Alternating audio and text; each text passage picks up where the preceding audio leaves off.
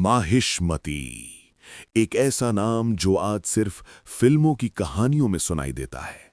लेकिन क्या आप जानते हैं कि भारत के दिल मध्य प्रदेश में नर्मदा के किनारे वाकई एक ऐसी सल्तनत मौजूद थी जिसने हजारों साल तक भारत की तकदीर लिखी। क्या माहिष्मती का राज सिर्फ एक फिल्मी फसाना है? नहीं, इतिहास के पन्नों में एक ऐसा खून मौजूद है जो देवताओं से शुरू होकर शहंशाहों तक जाता है। हाय हया और कलाचुरी, क्या ये एक ही शजरे नसब के दो नाम हैं? आज हम इस सदियों पुराने राज से पर्दा उठाएंगे। तैयार हो जाइए। आज हम उस अजीम सल्तनत की तलाश में निकले हैं जिसने भारत के दिल पर सदियों राज किया। हाय हया वंश और कलाचुरी वंश के दरमियान उलझी हुई दास्तान को आज हम सबूतों के साथ सुलझाएंगे। क्या माहिष्मती के असली वारिस वाकई एक ही खानदान से थे? चलिए शुरू करते हैं। हाय हया वंश की शुरुआत वैदिक दौर से होती है। ये चंद्रवंशी यदु की एक शाख थी। पुराणों के मुताबिक राजा हाय हया ने इस वंश की बुनियाद रखी जो आगे चलकर भारत की सबसे खतरनाक जंगी कुव्वत बनी। इनका ताल्लुक सीधा भगवान कृष्ण के पूर्वजों से जोड़ा जाता है।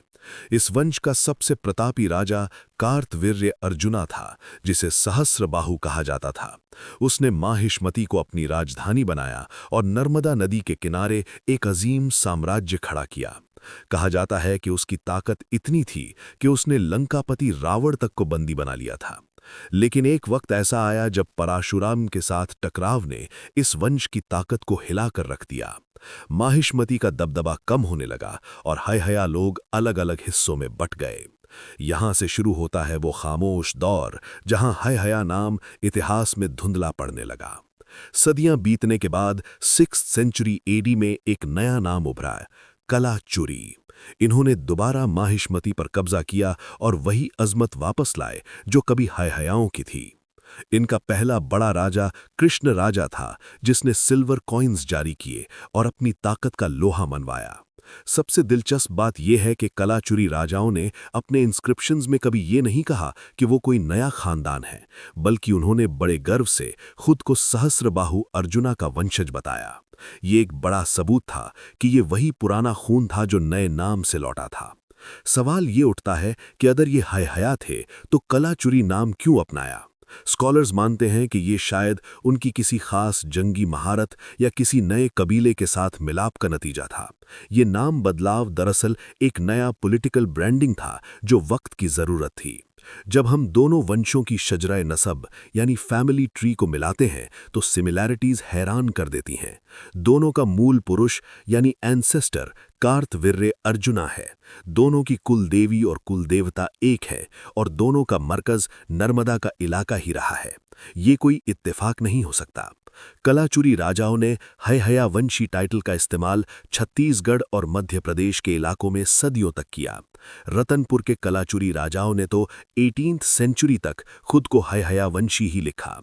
ये इस बात की पक्की दलील है कि उनके जहन में अपनी असलियत को लेकर कोई शक नहीं था। हिस्टोरिकल मैप्स भी इस बात की तस्दीक करते हैं। जिस इलाके को पुराणों में अनूपा देश कहा गया, वही बाद में कलाचुरी साम्राज्य का मरकजी हिस्सा बना। जमीन वही थी, लोग वही थे, बस हुकूमत करने का अंदाज और नाम बदल चुका था। माहिष्मती सिर्फ एक शहर नहीं, बल्कि इन दोनों वंशों की आन बान और शान का सिंबल था। हाय हयाओं ने इसे बसाया और कलाचुरियों ने इसे दोबारा जिंदा किया। माहिष्मती की जियोपॉलिटिकल पोजीशन ऐसी थी कि जो यहां राज करता वही पूरे सेंट्रल इंडिया का मालिक कहलाता। इन्होंने माहिष्मती के बाद त्रिपुरी यानी जबलपुर को अपनी राजधानी बनाया, लेकिन अपनी रूट्स को कभी नहीं भूला। इनकी आर्किटेक्चर और कला में वही झलक मिलती है जो पुराने वैदिक हाय हयाओं की दास्तान सुनाती है। एलोरा की केव्स में भी कलाचुरी राजाओं का महान योगदान देखा जा सकता है। दोनों वंशों का धर्म और संस्कृति भी एक ही थी। इन्होंने पाशुपता शैविज्म को फरोग दिया और बड़े बड़े मंदिर बनवाए। उन मंदिरों के पत्थरों पर आज भी ऐसे निशान मिलते हैं जो हाय हया और कलाचुरी के एक ही होने की गवाही देते हैं। आज के मॉडर्न हिस्टोरियंस जैसे वीवी मिराशी ने भी ये माना है कि कलाचुरी दरअसल हाय हयाओं की ही एक लैटरल ब्रांच या एक नया अवतार थे।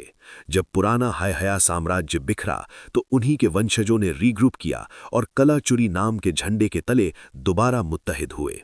ये तब्दीली इसलिए ज़रूरी थी क्योंकि भारत में उस वक्त नए दुश्मनों का मुकाबला करने के लिए एक नई आइडेंटिटी की ज़रूरत थी।